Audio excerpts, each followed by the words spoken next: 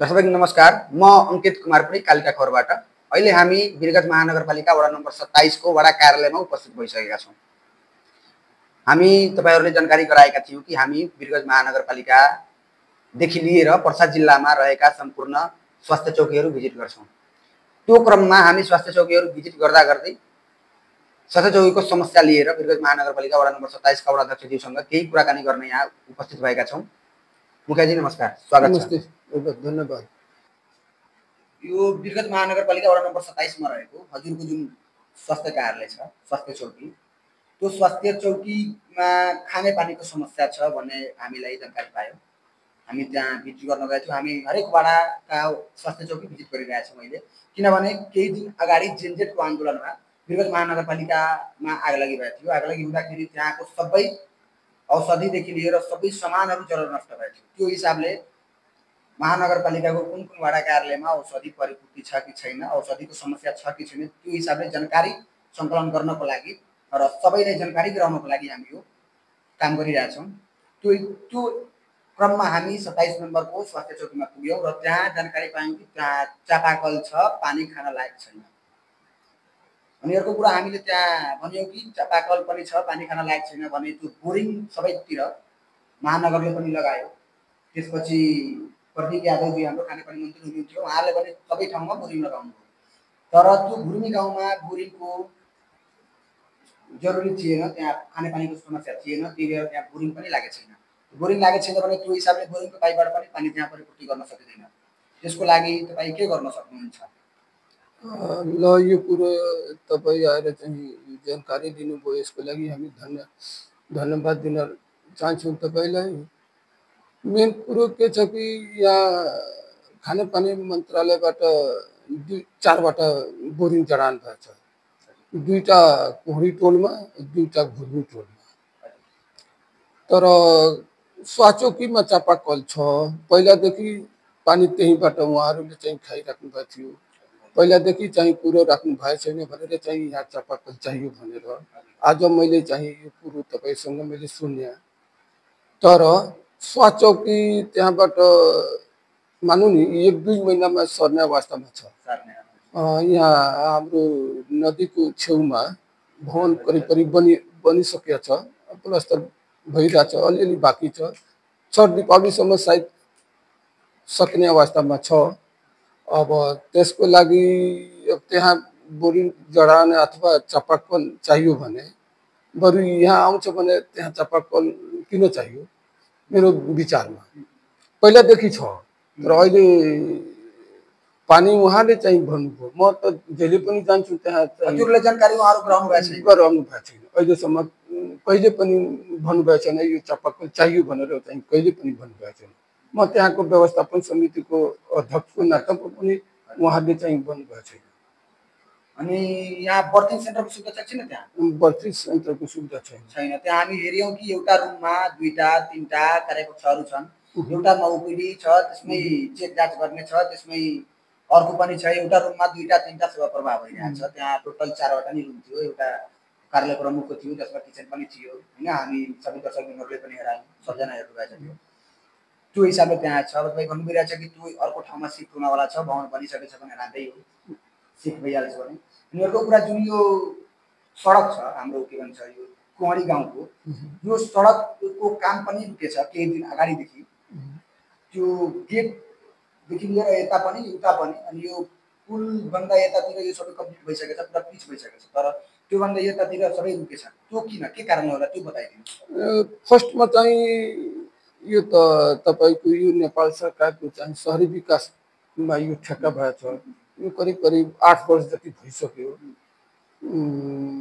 अब यसपालि चाहिँ 2जना मिलेर चाहिँ उहाँहरू काम गर्नुभयो।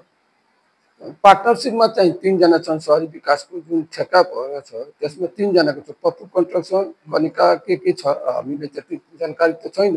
तर 2जना आएर चाहिँ मिलेर काम गर्नुभएको छ। त्यसको लागि उहाँहरूले चाहिँ हामी धन्यवाद दिन चाहन्छौँ।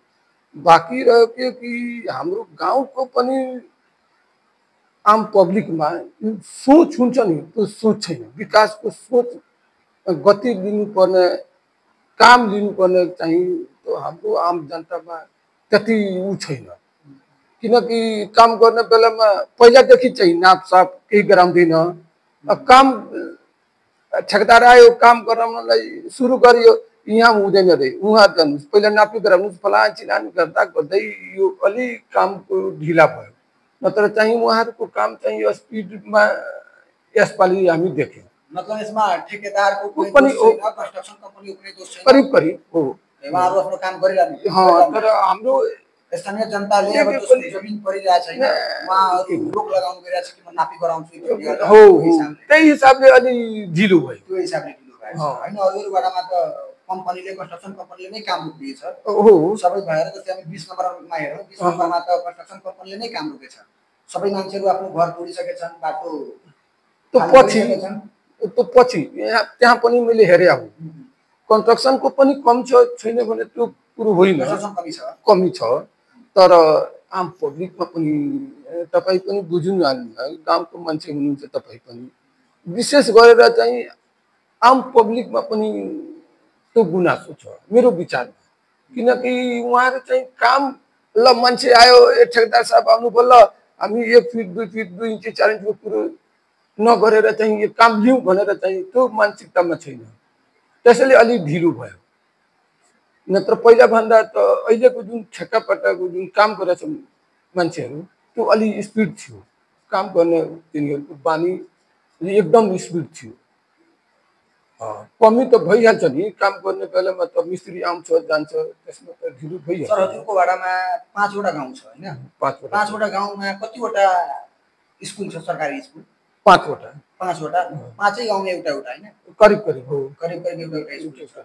स्कुलको अवस्था के छ, ठिकै छ कि राम्रो छ, काम चल्ने छ कि एकदम राम्रो छ? होइन, काम त मान्नु नि कि नलाग्ने, कामै नलाग्ने। यो नेपाल सरकारको मार्फतमा यो सरकार सामुदायिक विद्यालयहरू जुन छ नि, यो त एकदम अब हामी के भन्नु, प्रयास त हामी गरिरहेका छौँ। हामी त एउटा जुन तपाईँको श्री ब्रह्मदेव आधारभूत विद्यालय छ, त्यो पहिलादेखि 14 सालको स्थापना स्कुल, अहिले बल्ल चाहिँ हामी जितेपछि त्यसलाई चाहिँ 8 क्लास चलिरहेछ। मर्मत समार गरेर 8 सम्म पुग्यो। 8 हो, मैले चाहिँ त्यसमा कतिको प्रयास गरेछु त्यो पीडा त मलाई थाहा छ, कतिको गुहार माग्नु पर्यो। 8 सम्म मात्र चलिरहेछ। मतलब यो गाउँमा, यो वडामा 5 वटा गाउँ छ, यो 5 वटा गाउँमा 5 वटा स्कुल छ, तर कुनै पनि मावि लेभलको छैन। छैन, यो एउटा मात्र हामी हाईएस्ट भनेको 8 सम्म हैन? हो।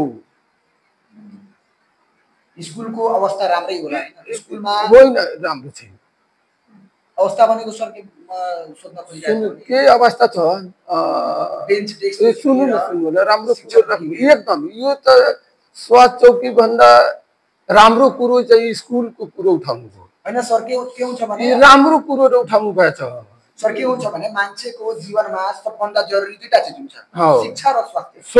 पहिला शिक्षा र स्वास्थ्य हो, त्यसपछि मेरो विचारमा पहिला शिक्षा, त्यसपछि स्वास्थ्य। स्वास्थ्य यहाँमा मान्नु नि, स्वास्थ्य चौकी छ, तर बढीमा मान्छे जान्छ वीरगञ्ज, तपाईँको मान्नु नि हो, बजारमा जान्छ। वीरगञ्ज जानुको कारण के होला? कि स्वास्थ्य चौकीमा विश्वास नहोला हो हैन? कि त्यहाँको इलाजबाट सन्तुष्ट नहोला? ट्रिटमेन्ट गर्छन् यहाँ, बढी त मान्छे त गइहाल्छ नि वीरगञ्ज। यहाँ त विशेष गरेर या वीरगञ्ज नजिक भएर होला? हो, त्यो पनि हो। तर जर चाहिँ तपाईँको शिक्षामा, तपाईँ फोकस शिक्षामा गर्नुहोस् कि मेरो विचारमा। तपाईँहरूको ध्यान बरु शिक्षामा जानुहोस् कि। जर मजबुत गर्नुपर्ने सामुदायिक स्कुल भनेको गाउँको बच्चाहरूको भविष्यको ठाउँ हो, त्यसमा तपाईँहरू फोकस गर्नुहोस् कि। तो त्यहाँ फोकस गर्दाखेरि त्यो जर हुन्छ नि, बलियो हुन्छ कि। 5 क्लाससम्म पढाइ हुन्छ, तर निरीक्षण गर्नु न, कुनै ठाउँमा टिचर छ भने विद्यार्थी छैन, टिचर छैन। बस्ने ठाउँ मान्नु नि, यो 5 क्लाससम्म चलिरहेछ, 2टा रुम छ। कुनै ठाउँमा चाहिँ 5 क्लाससम्म चलिरहेछ, त्यो ठाउँमा 8 वटा कोठा छ। 8 वटा कोठा जहाँ जरुरी छ त्यहाँ छैन, जरुरी छैन त्यहाँ बनाएर छोडेको छ। हो, यसमा कसको दोष होला? म त बढी दोष लगाउन चाहन्छु। म त हाम्रो मान्नु नि, एउटा केन्द्र सरकार और स्थानीय सरकार यो स्थानीय सरकार को म दोष लगाउँछु पावर त छ नि स्थानीय सरकार स्थानीय सरकार यो कुरा तपाईँ स्थानीय सरकार एकदम म जहिले पनि बोर्ड मिटिङमा मेरो अर्को कुनै एजेन्डा होइन म सुरुदेखि नै मेरो एजेन्डा मात्र शिक्षा र स्वास्थ्य मेरो एजेन्डा महानगरबाट कुनै सहकार्य कुनै सहयोग भएको छैन भएछ तर चाहिँ चाहिने जति भएको छैन एउटा स्कुलमा टिचरको सर्व गराउनलाई तपाईको 1 साल जति टाइम लाग्यो जबसम्म कि 1 सालमा एउटा क्लासबाट अर्को क्लासमा बच्चाहरु गइहाल्छ टिचर चाहियो भने त्यो पनि हुँदैन रे हुन्छ त्यति मात्र हो शिक्षाको परिपूर्ति गर्न सक्दैन सकिरा छैन मैले त त्यहाँ 2 जना टिचरको पनि वाटाबाट चाहिँ हामी पैसा करारमा नियुक्ति गर्नु भएको हो करारमा मैले नियुक्ति गरे होइन स्कुलले नियुक्ति गरेको छ स्कुलले नियुक्ति अनुदान दिएको छ हामी चाहिँ अनुदान दिएको छौं 4.5 लाख रुपैयाँ जति हामी दिन्छौं यसपालि पनि दिएको छौं र बजेटमा सोचेका छौं तपाईको 7,20,000 यसपालि दिनलाई यो कहीं न कहीं त तपाईको वडाकै बजेटबाट नि त गइरहेछ वडाको बजेटबाट गइरहेछ त्यो महानगरले परिपूर्ति गर्न सकिरहेछ त्यही कारणले गर्दा हो मैले त्यो परिपूर्ति गर्दियो भने त त्यो पर्दैन यसमा कहीं न कहीं अब महानगरको पनि दोष हेरिरहेछ एकदम शिक्षक परिपूर्ति गर्नु पर्यो गरेन भने बरु ठिकै छ पहिला दरबन्दी मिलान गरौं यो ठाउँमा कम से कम निरीक्षण त गरौं कुन ठाउँमा कति विद्यार्थी छ कति टिचर दिनु पर्छ गरिरा छैन भने मर्द गर्दियो मर्द गर्दा पनि हुन्छ एउटा वडामा एउटै स्कुल भयो राम्रो टप लेभलको भयो भने त्यो पनि राम्रो 5 ठाउँमा 5 वटा स्कुलमा विकास गर्नुभन्दा खर्च गर्नुभन्दा राम्रो कि एउटै स्कुलमा विकास होस् खर्च होस् त्यो स्कुललाई ठुलो बनाइयोस् भने त्यो पनि राम्रो हो तर यहाँ अब मानौ एउटा कोहरी टोलमा छ तर 4 क्लास 5 क्लास सम्म त बच्चा त एकदम सानो हुन्छ त यो ठाउँमा दिनुस् मेरो विचारमा यो दरबन्दी दिनुस् भवन बनाइदिनुस् अन्यत्र किन पैसा 1.5 लाख 2 लाख जति पैसा खर्च भइराछ सरकारको एउटा विद्यालयमा कम से कम 1.5 लाख भन्दा त कम खर्च हुँदैन 2 लाख रुपैयाँ भइराछ यो त खाजाको पनि एकदम धेरै समस्या छ खाजा चाहिँ गभर्नमेन्टले दिइराछ तर त्यसैमा भ्रष्टाचार खाजा माने भ्रष्टाचार एकदम भ्रष्टाचार मेरो बुझाइमा अब अरूको बुझाइमा के छ म अच्छा भाइ अब गहिरो तरिकाले बुझ्नु भयो होला एकदम म त मेरो ड्युटी त्यही हो म आउँछु सुरुमा स्कुलमा जान्छु भ्रष्टाचार कहाँ भइरहेछ सर स्कुलमै भइरहेछ स्कुलैमा भइरहेछ नि स्कुलमा भइरहेछ स्कुलमा शिक्षकहरूले प्रिन्सिपलहरूले के भनिरा के भन्नु अब मान्नु नि खाजा दिनु पर्यो त्यो क्वालिटीको खाजा पाइरहेछ विद्यार्थीहरू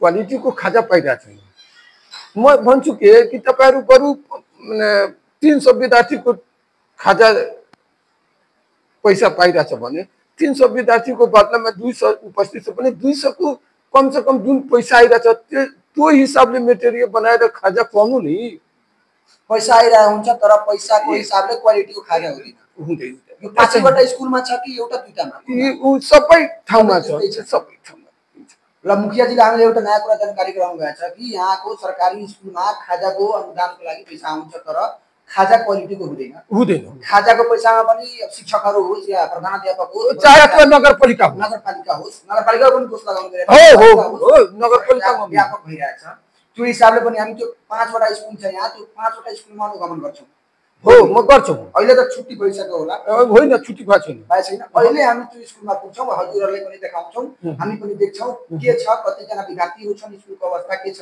पढाइ भइरहेछ कि छैन शिक्षकहरुको परिपूर्ति छ कि छैन मुखियाजीले भन्नुभयो कि शिक्षकको कमी छ शिक्षकको परिपूर्ति छ कि छैन स्कुलको अवस्था कस्तो छ बेन्च डेस्कको सुविधा कस्तो छ त्यसको बारेमा हामी अहिले तुरन्त त्यहाँ पुगेर रिपोर्टिङ गर्छौं अहिलेको लागि हामी मुखियाजी बिदा लिन्छौं धन्यवाद